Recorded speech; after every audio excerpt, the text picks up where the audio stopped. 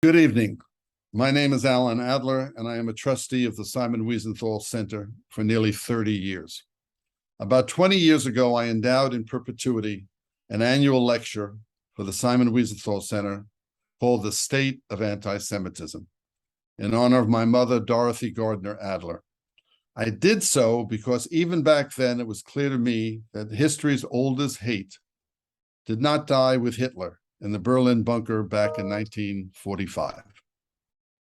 To deal with the ever-morphing threats from anti-Semitism, we are proud of the list of significant speakers, topics, and issues we have exposed and analyzed over these years. The personalities and experts we have heard from included Dr. Judea Pearl, the father of Wall Street Journal reporter Daniel Pearl, who was murdered by Islamist terrorists, you might remember. Lord George Carey, the former Archbishop of Canterbury. Natan Sharansky, human rights icon and chairman of the Jewish Agency in Israel. And columnists Bret Stephens and David Brooks. We also had Leslie Gelb from the Council of Foreign Relations. William Safire, Pulitzer Prize-winning columnist from the New York Times and a renowned author. Thomas Friedman, probably the best-known columnist in America today. U.S. Senator Bob Kerrey, formerly the president also of the New School in New York City, and Jeffrey Goldberg, who went on to become the editor of The Atlantic. All spoke brilliantly and analytically about what was current in the air that year that related to anti-Semitism. It has been a very satisfying lineup of speakers. They each contributed cutting-edge perspective for Simon Wiesenthal Center staff, the Jewish community at large, and all Americans. This year, at a time of raging anti-Semitic hate crimes in New York and beyond, we are grateful that our speaker, Representative Ritchie Torres, who is a U.S. Congressman from the Bronx, New York, will be tackling this pressing issue. The Congressman has spent his entire life working for the Bronx community he calls home. In 2013, he became New York City's youngest elected official and was the first openly LGBTQ person elected to office in the Bronx. He had an outstanding term in the New York City Council as he tenaciously tackled problems big and small, including legislation protecting the city's affordable housing stock and tackling the city's opioid epidemic. In 2020, Mr. Torres was elected to Congress to represent the 15th District. Today, he is an honored member of the Committee on Financial Services and is the vice chair of the Committee of Homeland Security. As you will see shortly, Congressman Torres is extremely outspoken on the crucial issues of the day. Representative Torres is one of the few progressives to stand up as an ally of Israel. For example, during an appearance on Bill Maher's program on HBO, he charged that the hysterical demonization of Israel has set off a global wave of anti-Semitic violence and vitriol, unquote. So our format going forward is that we will now move to the offices of Congressman Torres, and he will engage in a conversation with Rabbi Abraham Cooper, who is the Associate Dean of the Simon Wiesenthal Center and Director of the SWC Global Social Action, and a tireless traveler for peace, goodwill, and common sense in the Middle East. I'm proud to introduce Rabbi Cooper, my friend for 30 years. Over to you, Abe, and Congressman Torres. We look forward to hearing what the two of you have to say today. Thank you, Alan. We appreciate your support over the years for underwriting the state of anti-Semitism. And here we are in 2022, and we have, unfortunately, a great deal to speak about. And so fortunate to have one of the rising stars in the United States Congress and one of the great leaders at this tender age here in the United States of America, especially as it impacts on social issues. Congressman Ritchie Torres to take some questions that would develop from outreach to our 400,000 members around the United States, which means we had about 400,000 people who wanted to pretty much present the kinds of questions that we'll be dealing with over the next little while. Congressman Torres, again, thank you for being with us. You have a unique story in public office, how you got there. Could you share with us your own journey and your background growing up? What was the impetus for you to pursue a career in public service? And what is the one core value that drives you, even as we speak? Well, the starting point for me was the Bronx. I was born and raised in the Bronx, the product of a strong mother who raised 3 of us on minimum wage, which in the 1990s was $4.25 an hour. Grew up in poverty. I grew up in public housing in conditions of mold and mildew, leaks and lead without consistent heat and hot water in the winter. And I got my start in politics as a housing organizer. And then eventually at age 24, I took the leap of faith and ran for public office. I had no deep pockets. I had no political connections. I had no ties to the party machine in Bronx politics. But I spent a whole year doing nothing but knocking on doors. I went into people's homes. I heard their stories. I would have people tell me in the 50 years I've been living in the Bronx, I've never had a candidate for public office knock on my door. And against all odds, I won my first campaign on the strength of door-to-door, face-to-face, person-to-person campaigning. And I became the youngest elected official in New York City. I think what's distinctive about my story is that 7 years before that, I was at the lowest point in my life. I was a broken man. I had dropped out of college. I found myself struggling with depression and substance abuse. And there were moments when I even thought of taking my own life because I felt as if everything around me had collapsed.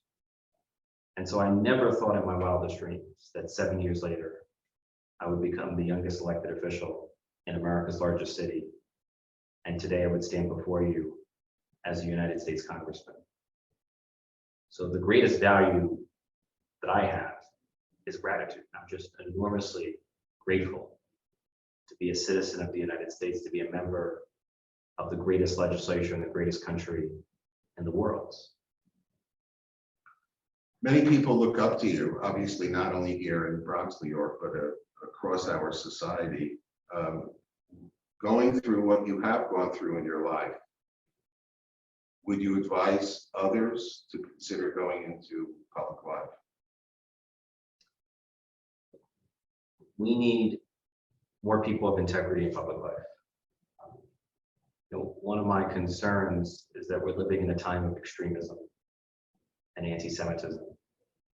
And for me, extremism and anti-Semitism not only thrive on the fringe, but also thrive when the center lives in fear of the extremes. And we need people who have the courage and the integrity to speak out, to enter public life. I understand that in a few days you'll be taking your next visit to the state of Israel. How did you come to learn about Israel? In fact, when you were growing up, what did you know about Israel? And how did you develop the unique positions that you've come to take? Is there a moment or two, an experience or two, an individual, the turning point insofar as your relationship with the people and land of Israel? Well, I have been traveling to Israel since I entered public office nearly a decade ago.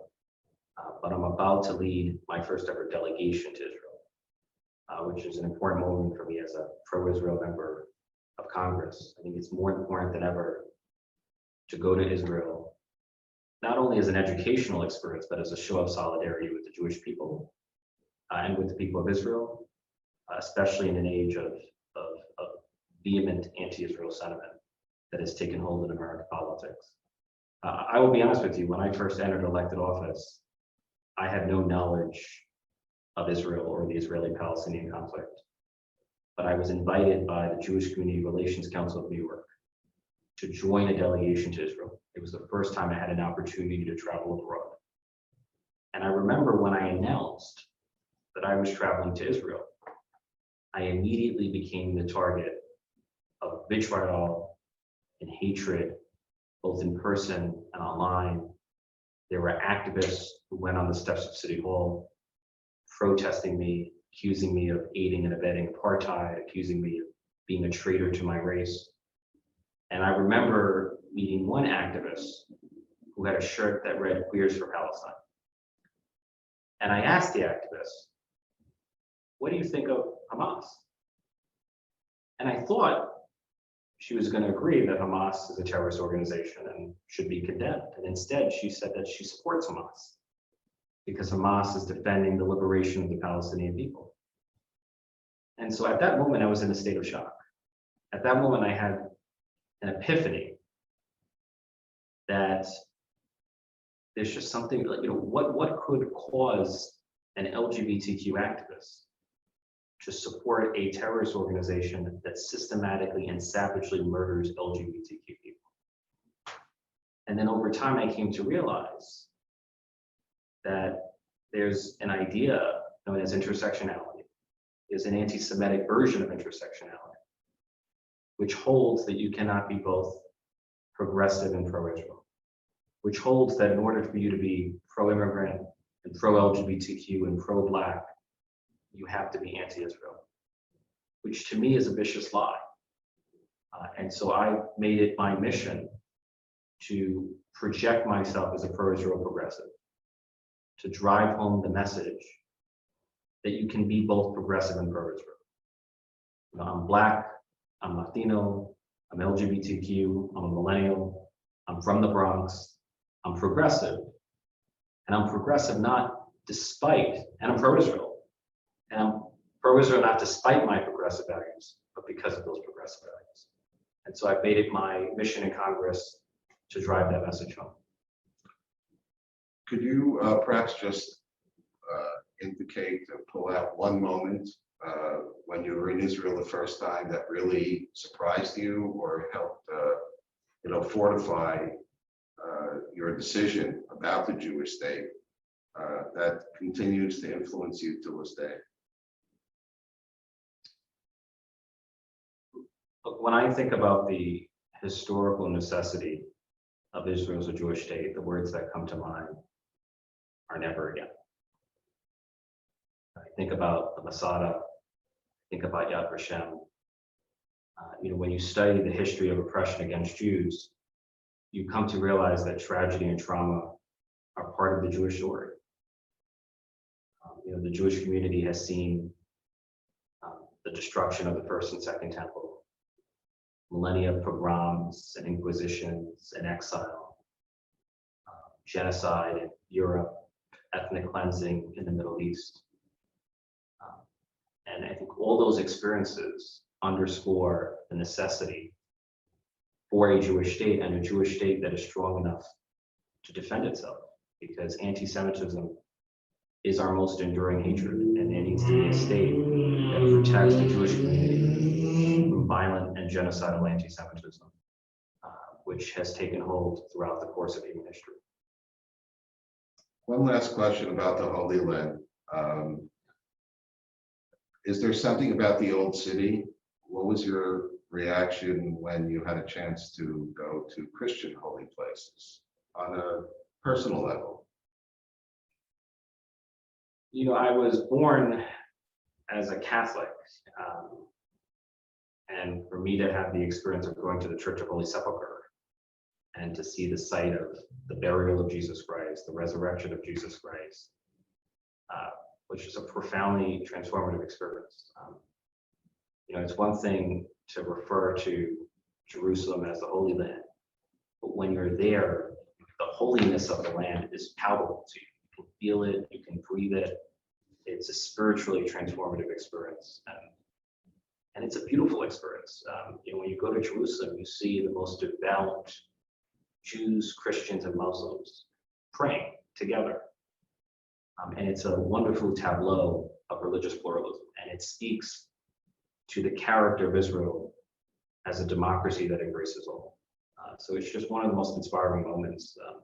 I enjoy every opportunity I get to go to the Western Wall, and I often leave a prayer.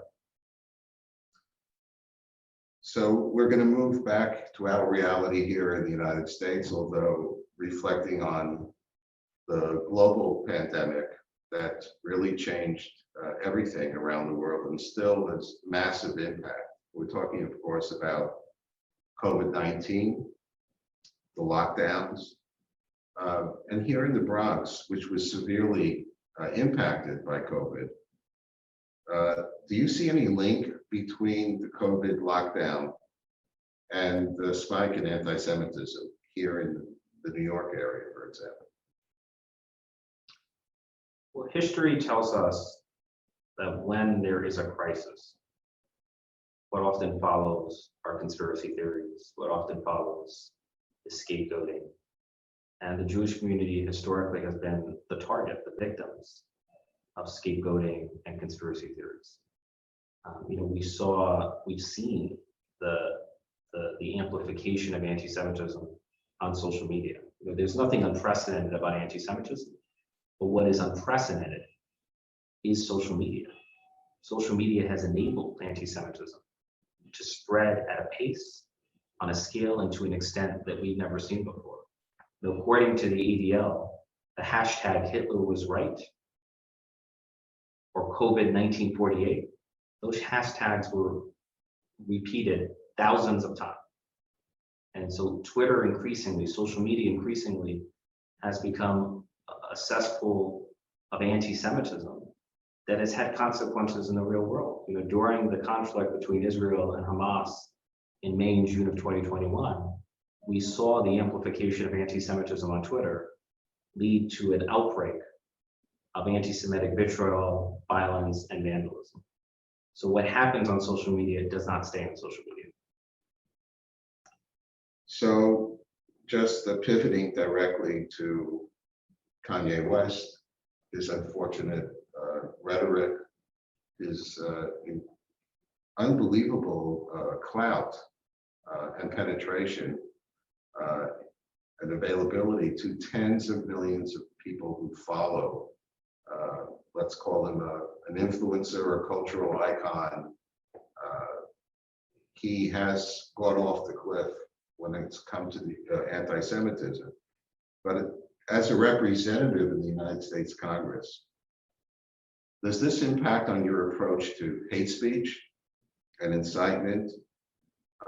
What's your message to the internet giants that dominate social media? And is there a specific role that you believe as a member of Congress that is it time for the United States Congress to step in and start regulating aspects of the internet? Well, I think everyone's role should be simple. If you see something, say something. If you see intolerance, if you see anti-Semitism, especially from a figure as high profile as Kanye West, you have an obligation to say something. You have an obligation to stand up and speak out, because if anti-Semitism is left unchecked, it will only metastasize in our society. And I spoke out forcefully against Kanye West and made it crystal clear that if you see yourself at war with the Jewish people, then you are trafficking in anti-Semitism, in violent and dangerous anti-Semitism. And so we have to send a clear message that anti-Semitism has no place, and that people like Kanye West have to be held accountable in the marketplace. My concern about big tech is that it has developed these algorithms that seem to promote extremism, that seem to promote and amplify anti-Semitism. And so there must be action on the part of the United States Congress to get these social tech companies to reform their algorithms and to purge anti-Semitism from social media platforms like TikTok and Twitter. But it's a complicated policy question, because how do you regulate social media within the parameters of the First Amendment. And that's going to be a challenge that we're going to have to figure out in the years to come. Just to follow up, because the Wiesenthal Center has had now for 3 decades, the Digital Terrorism and Hate Project, that even as we speak, our researchers are at it. We've been dealing with the social media giants literally for decades. What we found is that all of the suggestions that we made over these years about some collective commitment on the part of the companies, we were told was impossible. And yet when it came to COVID policies, when it came to political issues, suddenly everything that had been impossible to consider looked like it was almost done overnight. Again, of course, we're concerned. We don't want to be the censorship police, but how do we move collectively Silicon Valley from that spot to where they start to refocus on degrading capabilities of these companies? What role does Congress play there? Look, it's unclear to me that there's a simple solution. I mean, we certainly have to reform the algorithms because these companies are driven by profit. But the tech sector needs to forge a commitment to combating anti-Semitism. It's not about profit. It should not be solely about profit, but it should be about creating a forum in which there's a respectful exchange of ideas and opinions. Anti-Semitism, extremism should have no place on social media platforms. And that's the message that has to be impressed upon the leadership of big tech. If you are turning a blind eye to anti-Semitism, then you are complicit. Right, turning now to another area which we would have hoped would have helped us draw a red line against anti-Semitic hate, but becomes itself a problematic venue. Many of us, both of us actually, we come from immigrant parents, and institutions like the City University of New York, CUNY, the State University of New York, and you can go to University of Illinois and down to Florida and right out to the UC system in California, Cal State systems. Obviously, there's also been an explosion of anti-Semitic hatred and occasionally even hate crimes on many of the campuses, but now we seem to see the embedding of anti-Semitic attitudes right in the main addresses that have always served as that conduit for the immigrant groups, the second and third generation, to be able to raise themselves up. And here we are, we're confronted with that infection that you referred to before, extreme anti-Israel, etc. What, again, as a member of Congress, and as someone who's a native of the Bronx, you obviously love this place, what's the message that you would give to university administrators and others here in New York and across the country? I have grave concerns that higher education in America has been increasingly corrupted by anti-Semitism, and that what often happens on college campuses is indoctrination masquerading as instruction.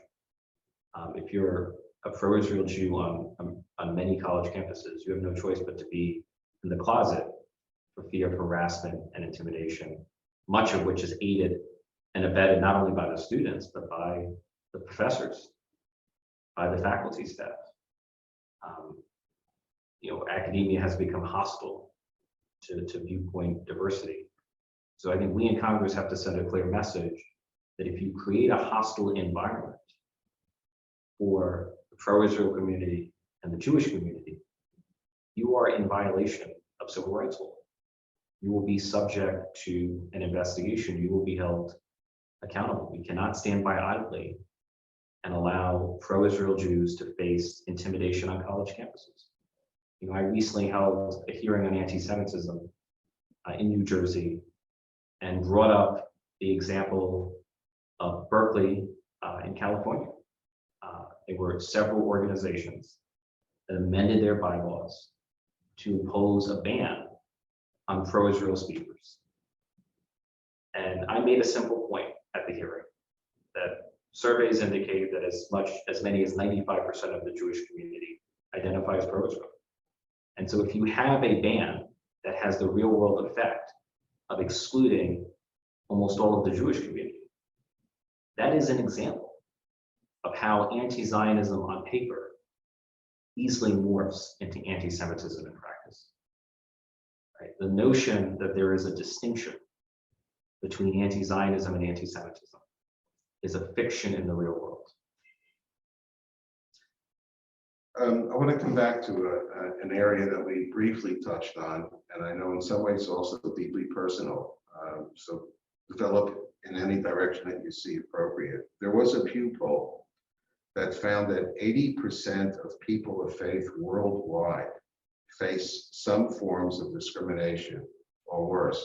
I have the honor right now to be serving on the United States Commission on International Religious Freedom and Belief. And we look at 27 different countries where especially minority religions in that particular society are really facing tremendous headwinds, sometimes violence or even worse. I'll use the term that's broadest. What role does faith play for you? Or I'll use both terms, faith or belief, your belief system, your faith. What role does it play? Has it played in your life? And now as a public official and who lives in the glass bowl for all to see, what role is the faith that you have and have developed play in your life? Faith is central to who I am. It's often said that faith is a trust in things unseen. Faith reminds me that I'm not merely an individual, but I'm part of something greater than myself. And I have moral obligations that transcend myself. So my deeply felt obligation to fight anti-Semitism, to fight extremism, in part stems from my faith. And for me, the most powerful idea in human history, which is deeply rooted in the Judeo-Christian tradition, is the idea that we're all equal, that we are all equal creations in the image of God. That is the organizing principle of my life. Is as a public servant, I want to do everything I can to defend the equal dignity, the equal worth of every person, of every community. So that's the way in which faith inspires me and informs what I do. Well, what you just said, I think also serves or should serve as a tremendous bridge between, in the political domain, between quote unquote progressives and quote unquote conservatives. Because when you can meet at the intersection of that bold vision that you just outlined, it's a pretty big tent that the majority of Americans would find great comfort under. So appreciate that very much. Coming back to Israel, and I'm sure you'll have those high-profile meetings when you're in Jerusalem and on the front lines in Sderot and Tel Aviv, etc. But actually today, the 27th of October, I believe that sometime today, the United Nations Human Rights Council's COI, that's Commission of Inquiry, targeting only Israel, are actually giving in their initial findings to the United Nations General Assembly today. It's obviously deeply flawed. It's run by people who unfortunately have expressed hatred for Jews, almost dismissive attitudes towards Jews. And there are many activists against this backdrop who are talking about Israel apartheid, the BDS movement. From your perspective, how do you view these two developments and how do you push back?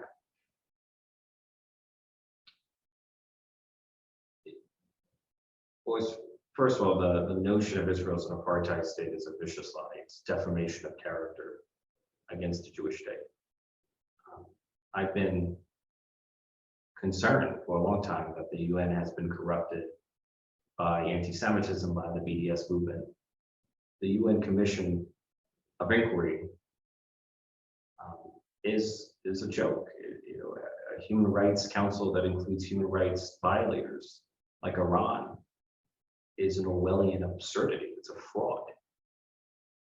And the only permanent agenda item, the only country that's a permanent agenda item is Israel. Right? It's not China's genocide against the Uyghur Muslims. It's not Myanmar's ethnic cleansing of Rohingya Muslims. It's not Iran's state sponsorship of terrorism. It's not Russia's invasion of Ukraine. The only permanent agenda item is Israel. And that the obsession with Israel, the fixation in Israel, can only be explained by one thing: anti-Semitism. I think we in the United States should not subsidize anti-Semitic crusades at the United Nations.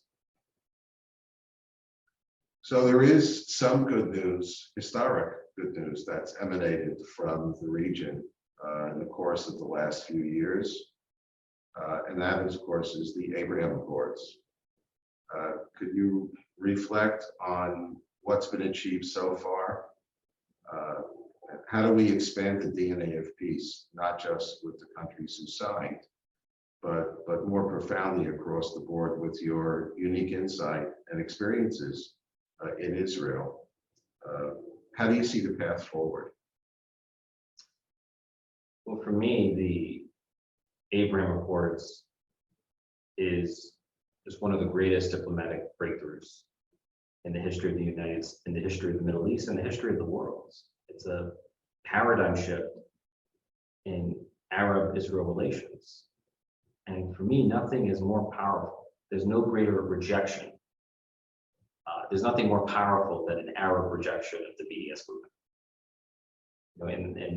In the late 1970s, the Arab League famously uttered the three no's. No to peace, no to recognition, no to negotiations. The Abraham Accords is a rejection of the three no's. It represents the three yeses: yes to peace, yes to recognition, yes to negotiations. And it will usher in a new Middle East. We are witnessing the emergence of a new Middle East on the strength of an Israeli-Arab alliance, an Israeli-Arab friendship. And it's a beautiful thing to watch, and it's going to make all of us better and stronger throughout the world. Just staying on the Abraham Accords for a moment and to follow up. When we look, groups like the Simon Wiesenthal Center and others, look at the map of the sources of anti-Semitism. Well, obviously the Palestinian-Israeli conflict is one, but we're talking about the oldest hate. So we have theological hatred from Christendom and from Islam. And we have the extreme far right, we have elements of the far left, et cetera, et cetera. You said it's a game changer. I think, what do we do? Again, you're a congressman, so you're in a very important position. So what do we do when it comes to a pivotal nation like Saudi Arabia? On the one hand, you have someone like Dr. Mohammed al-Isa from the World Muslim League, who's been empowered to try to clean up the swamp, and he's been working at it for about 4 years. On the other hand, we have a lot of concerns in terms of human rights in Saudi Arabia. If you were advising the Secretary of State or your various committees that you're on, what advice would you give and share with us when it comes to some of these pivotal players, not just in terms of their military and geopolitical location, but as the people who are safeguarding Mecca? How does the United States go forward when you're dealing with a complicated zip code that Saudi Arabia is? When you're grappling with foreign policy, there's often a balancing act between geopolitical realities and ideals.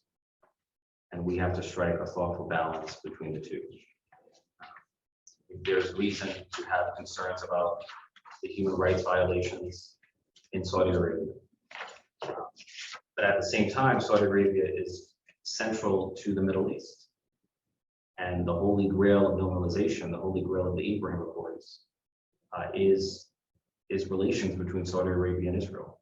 And it's in the interest of long-term peace and prosperity to pursue the normalization of relations between Israel and Saudi Arabia, while at the same time addressing the human rights concerns that are legitimate. But I believe we can pursue both of those goals. There's no need to sacrifice the need to forge peace between Israel and Saudi Arabia, because that will serve peace in the long run. You mentioned to me just before we started that on this trip to Israel, you'll probably be meeting with some of the startups in the high-tech area. Do you see, when you come back to your constituents, is there a theoretical path that will bring together know-how from both the Bronx and Israel, joint projects that might triangulate right back into the Gulf area and beyond? We know that Israeli innovation has produced billions of dollars in economic growth here in New York City. But I'll tell a quick story. What I love about the Abraham Accords is that it has brought Jews, Christians, and Muslims together to an extent that would have been unthinkable even a few years ago. And even I have forged friendships as a result of the Abraham Accords. I have a dear friend, the friends of mine in the Pro-Israel community introduced me to the ambassador to the U.S., the UAE ambassador to the U.S., Youssef Otaiba. And the ambassador was instrumental in creating a soccer field for low-income children in the South Bronx. And so who would have thought that a peace agreement between Israel and the UAE in the Middle East would lead to the creation of a soccer field for poor people of color in the South Bronx? But that's the beauty of the Abraham Accords. It creates friendship in the places we would least expect. That's been the experience of the Simon Wiesenthal Center. We've been at it in the UAE since 2011. Rabbi has a close and abiding friendship with the King of Bahrain, King Hamad. And when people watch the state of anti-Semitism, they say, well, what are the answers? I think part of the answer is being that we have new alliances, we have new insights, we have new friendships. Because one thing that we've learned, Mr. Wiesenthal taught us, Jews cannot defeat anti-Semitism. We're the target of anti-Semitism. So from your perspective, whether you're in the Bronx or you'll head up your next delegation to the Gulf, how do we move that forward? How do we create both ways? How do we expand those relationships you just mentioned from probably most effective ambassador in Washington today? But how do we build on that? Well, we have to ensure that it remains a priority of the United States to build on the momentum of the Abraham Accords and pursue the normalization of relations between Saudi Arabia and the United States. And even though it was not a peace agreement, the latest maritime border agreement with Lebanon, again, is a step in the right direction. It shows that we're moving increasingly in the direction of peace in the Middle East. But beyond government, there's an opportunity to create relationships, to create cooperation among organizations and civil society in the Middle East, in Israel, and here in the United States. I've seen the benefits of it in my own district. We are stronger together than we are individually. And the essence of the Abraham Accords is unity. Absolutely, living proof that it's possible. One last question that comes back to your district, but also to your city, New York, to our headquarters in LA, Chicago, and other locations that have had, unfortunately, sustained anti-Semitism. First, what are your constituents, how do they feel about law enforcement and police? They need more? Do they want more? What's their relationship right here, from the ground up with the law enforcement? Well, most people on the ground, there's a disconnect between Twitter and the real world. Most people in the real world reject extreme movements like the defund police, which is reckless and irresponsible. Right? There's no good that can come from systematically demonizing and delegitimizing and defunding the police. Most people see the central role that police play in public safety. What most people want is not less policing or more policing, but better policing, more accountable and transparent policing, more effective policing. And there are a few institutions that have been more effective at promoting accountable, fair policing than the Simon Wiesenthal Center, and I've seen the work firsthand. So I commend you for what you've done for the city of New York and for the country, the United States as a whole. We appreciate that. And then for our final point, coming back to your visit, which was a highlight for me when you came out to LA a little while ago and experienced our social left, the Museum of Tolerance, and the rest of it. But I'm also witness to one of the most remarkable moments. Really, we've had 7.5 million plus people come through, but every visitor to the museum, when they approach the Holocaust section, they pull a card, and based on a few hundred stories of Jewish children who were trapped during the course of the Holocaust. It's sort of your partner that accompanies you through the entire museum. So when we pulled your card, the first name of this, I think 12-year-old girl, her name was Oro. But what was her last name? When we pulled the card, we came to discover that I had the same last name as this victim of the Holocaust, Oro Torres,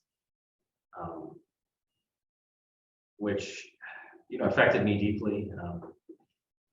The child was only 12 years old and murdered in the gas chambers, and it's just a reminder that we all should be terrified by how terrible humanity can be. The need to learn and relearn the lessons of the Holocaust have taken on new urgency in an age of unprecedented anti-Semitism. We're seeing anti-Semitism rise to levels never seen before. The Jewish community in particular is the target of the majority of religiously motivated hate crimes. And I feel a profound obligation to fight back against the anti-Semitism that has taken hold in our society. There were Jewish Americans who marched and died so that people like me can have the right to vote, so that people like me can have my human dignity respected in law. And the least I can do is stand up and speak out on behalf of the Jewish community, on behalf of all people. Well, you're certainly an inspiration, and not just in your district, but to many people. The Museum of Tolerance, our educational arm, the underlying themes or goals is we just really want to get young people to walk away and recommit to critical thinking and personal responsibility. You must have had some good genes. Where you landed with your life, you see in all of your actions and how you comport yourself and your vision in terms of social justice. It's based on those two fundamentals that really don't get talked enough about. It would be my hope that more Americans would get to know you, and maybe after we can get past the noise of the midterms, that we all try to work together to focus on what members of the Congress, people in public life, come to do, which is find ways to work together to find solutions for issues. Let me close sharing with you two comments from the late great Simon Wiesenthal, our namesake, that I think are quite relevant. And I heard these statements made back, believe it or not, in 1980 when I accompanied Mr. Wiesenthal in a Midwest swing through some universities. Two great questions that emerged from young people. First one was, Mr. Wiesenthal, were you surprised by how many Nazis there were? And this is a man who lost 89 members of his family in the Shoah. He said, no, I was only disappointed by how few anti-Nazis there were. And that statement has always been a guide for us at the Wiesenthal Center and the Museum of Tolerance, that we need to commit and continue to commit to build out friendships and alliances, not just in times of crisis, but find people of good faith in every culture to work together. And I think history has shown not just the ugly, horrific side in places like the Ukraine, but when you look at the Gulf and other opportunities, how people of goodwill don't have to park their faith in finding ways to work together. And finally, and I've been thinking a lot about Oral Torres as well, whenever you can put a face and a name beyond the numbers like 6 million or 1.5 million children killed, it's a 12-year-old girl from Greece. And she and her family, I think it took 10 days by boat and then train to take a historic Jewish community from Greece all the way to Auschwitz, just to gas them. Just almost beyond belief in terms of what transpired. So here is the other question that Mr. Wiesenthal was asked, and we'll leave you with his statements to ponder. And he was asked, do you think it could happen again? And this was his response. He said, well, if you have organized hatred, a crisis in society, and technology, anything is possible. Now, when Mr. Wiesenthal spoke in 1980 about technology, he was talking about the advanced technologies of the Nazis in the 1930s and 40s, radio, school books, propaganda films.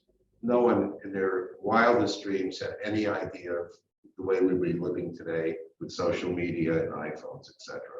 And then he went on to say the following: if the technology of the Nazis had been available in 1492, no Jew would have survived in Spain, no Catholic would have survived in England, and no Protestant would have survived in France. And I think his analysis today stands as a sober warning that it's going to be up to the good people. As he said, freedom is not a gift from heaven. It has to be earned every day. We're so grateful that we have a public servant like you, Congressman Torres. And if people around the country and around the world want to be in touch with you, is there an address they could reach you at? Well, all my information is publicly available. I'm a member of Congress, so if you Google Ritchie Torres, R-A-T-C-H-I-E Torres, I have multiple offices, multiple phone numbers, and we encourage people to reach out if we can be helpful. Thank you very much. God bless. Enjoy the Holy Land. Of course.